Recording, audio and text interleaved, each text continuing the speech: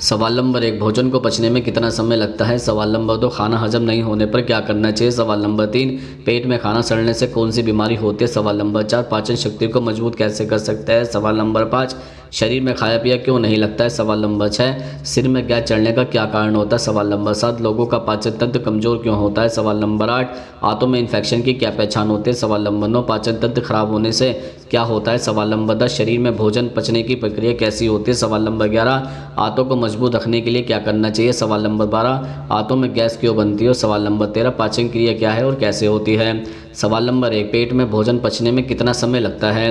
दरअसल मछली के पके मांस को पचने में 40 से 60 मिनट का समय लगता है। अन्य मांस के मुकाबले मछली का मांस जल्दी पचता है। सब्जियों को पचने में 30 से 40 मिनट का समय लगता है। फल और सब्जियों के जूस को पचने में सिर्फ 15 से 20 मिनट का समय लगता है। दूध से बनने वाले उत्पादों को पचने में बहुत समय लगता है। इन्हें पचने में तकरीबन 120 मिनट का समय लगता है। बीफ मांस को पचने में तकरीबन 3 घंटे का समय लगता है, जो बहुत ज़्यादा है। जिन लोगों को पेट संबंधी समस्या है उन्हें बीफ खाने से बचना चाहिए। चिकन गोश्त पचने में 90 से 120 मिनट का वक्त लगता है। पकाई हुई सब्जी मात्र 40 मिनट में पच जाती हैं। जिन लोगों को पेट से जुड़ी समस्या है उन्हें सब्जी का सेवन करना चाहिए। पानी को पचने में बिल्कुल भी समय नहीं लगता है। सवाल नंबर 2, आंतों में इन्फेक्शन की क्या पहचान होती है। जैसे पेट में दर्द या ऐंठन, पेट फूला हुआ महसूस होना, गैस, दस्त या कब्ज रहना इस बीमारी के सामान्य लक्षण हैं।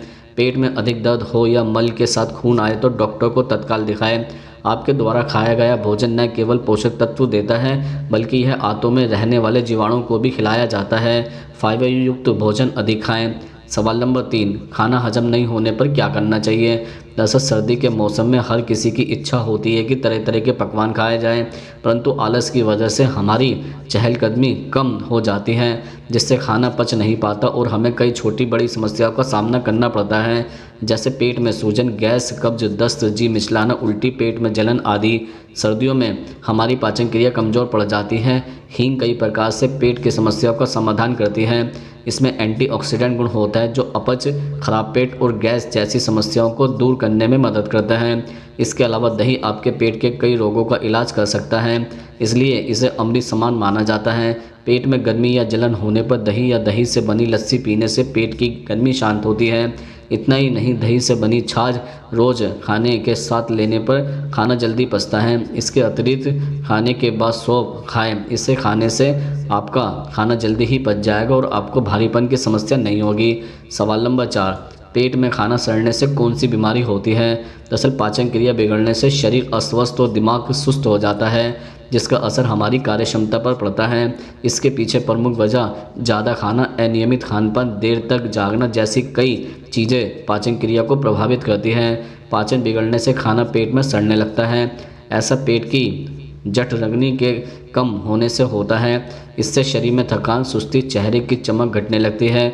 मोशन में दिक्कत व कब्ज की समस्या शुरू हो जाती है, जो बाद में फिशर पाइल्स की समस्या होने लगती है। इसके अलावा इससे यूरिन एसिड, कोलेस्ट्रॉल और हार्ट अटैक से लेकर कई गंभीर बीमारियों की आशंका भी बढ़ सकती है। सवाल नंबर 5, शरीर में खाया पिया क्यों नहीं लगता है। दरअसल कभी कभी हमारे शरीर को खाना इसलिए भी नहीं लगता क्योंकि पेट में कीड़े होते हैं।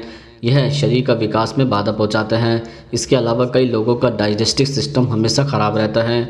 उनकी समझ में नहीं आता कि ऐसा तो कुछ खाया नहीं तो फिर प्रॉब्लम कहाँ है। दरअसल इसकी खास वजह होती है खाने के तुरंत बाद घूमने के लिए निकल पड़ना। दरअसल इतने कम समय में बॉडी खाने के न्यूट्रिएंट्स इनटेक नहीं कर पाती, इसलिए घूमने जाए लेकिन खाना खाने के कम से कम आधे घंटे बाद।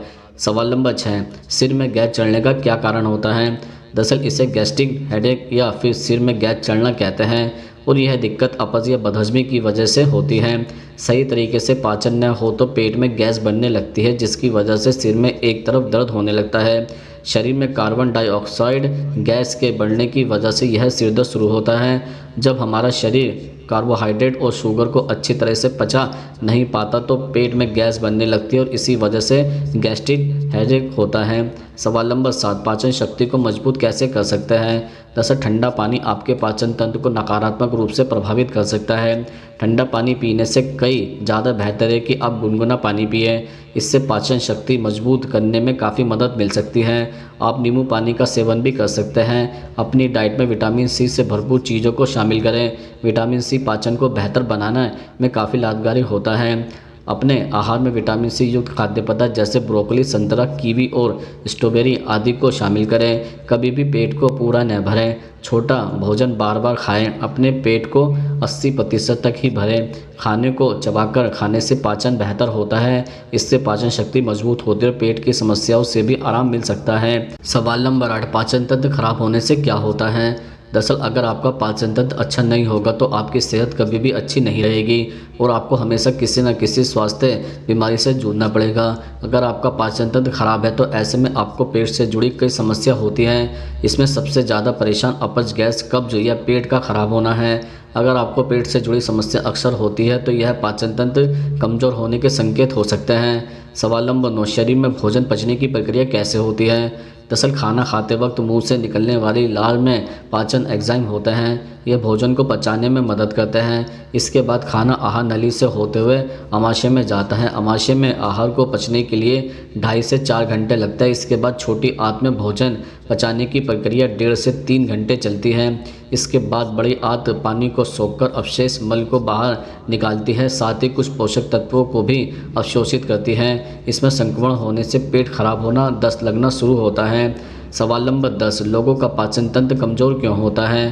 दरअसल खाना खाने के बाद गैस, कब्ज या पेट का खराब होना आम बात है, लेकिन अगर ऐसी समस्या अक्सर होती है तो इसका मतलब है कि आपका पाचन तंत्र कमज़ोर है। इसके कई कारण हो सकते हैं, जिसमें से एक है सही मुद्रा में बैठकर भोजन न करना।